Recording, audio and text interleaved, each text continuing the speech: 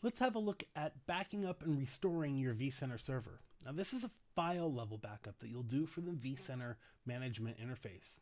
So point your browser to your vCenter on port 5480 and log in with a local account like root. From here, you'll go to the very bottom link on the left-hand side that says backup and set up your backup schedule.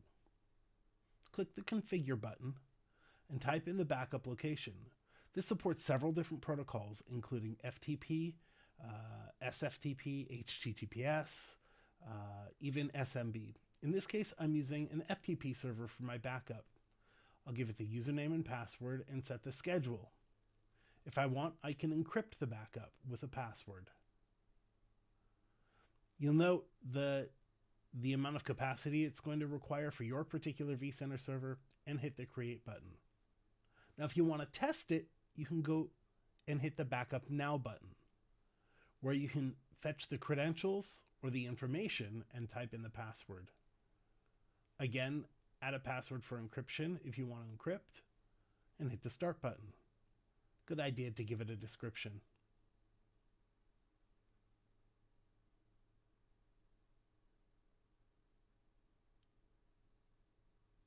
A few minutes later, your backup will be complete. In my case, it took about 3 minutes for a relatively small vCenter server.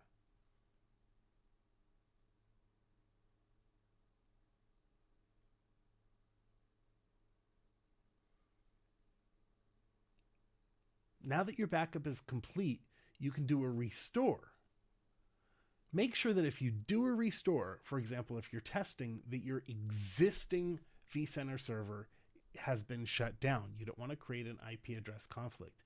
In most cases, if you're doing a restore, your vCenter is down anyway. Launch the vCenter server installer. It's the same one that you use to install vCenter to begin with. You might have used the same software to upgrade your vCenter server. So here I'm launching the Windows version of the UI installer, and I'll select the restore button. What this is going to do is deploy a brand new vCenter and import the data from your backup. It's a two-stage process. It reminds you, make sure that your existing vCenter has been shut down to avoid network conflicts. Your restored vCenter is going to have the same IP address as the old vCenter that you started with. Accept the license agreement and type in the location of the backup, the same location that you used to create that backup. In my case, an FTP server again.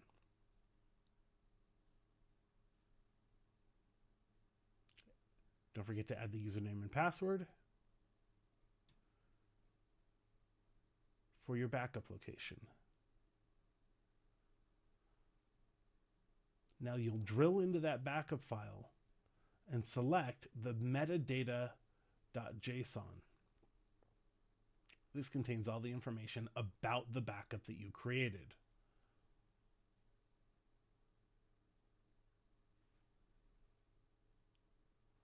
Continue to step through the wizard. You'll notice that all of that data there came from the JSON file. Now point to the host where you want to create your restored vCenter. Give it a username and password so that it can authenticate against the host to build the VM. Accept the certificate thumbprint. Give the virtual machine a name. Now this is a new name for your vCenter. Of course, my old vCenter was in the environment, but in your case it might not be. Give it a name. I started by selecting restore here and then thought about it a second time and thought, gee, it's just going to be my vCenter, so why call it restore? It's now my new vCenter. Set the root password for the appliance. Remember, it's a two-stage process. Starts by beginning a brand new machine, building a brand new machine. So select the deployment size for CPU and memory and the storage capacity. Select the data store for the new VM and decide whether or not to enable thin disk provisioning. Choose your management network, review the settings, and hit finish. A few minutes later, stage 1 will be complete. You'll have a brand new VM, but no data imported into it yet.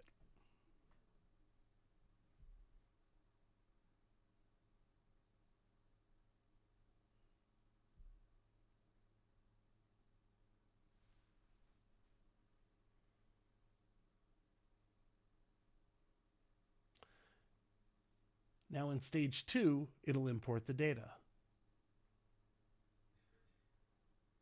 Click Next. Add the encryption password again here. It reminds you again, make sure the original vCenter is shut down, and click Finish.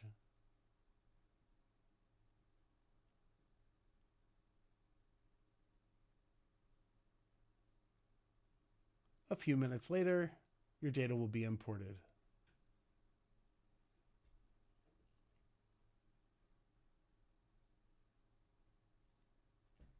Now it begins to start the services. And you'll notice in the background there in my browser that the vCenter appliance is now back up and running and data is being imported.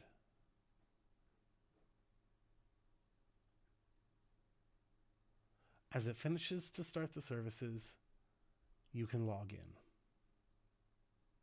Gives you a link to your vCenter. And now you can close the installer, and there's my vSphere client.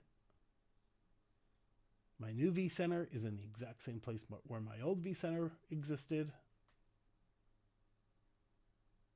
I'll log in and check things out.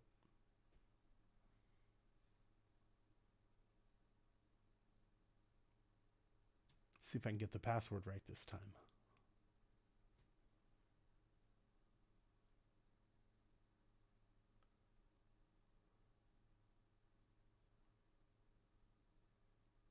And there's my entire inventory. The brand new VM is in a discovered virtual machines folder. And I've got my old vCenter that I can now decide what to do with.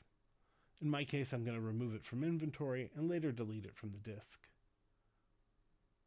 I'll take my vCenter, put it in the inventory where it belongs, and remove the discovered virtual machines folder just to clean things up a little bit. And I am done. Happy vCenter.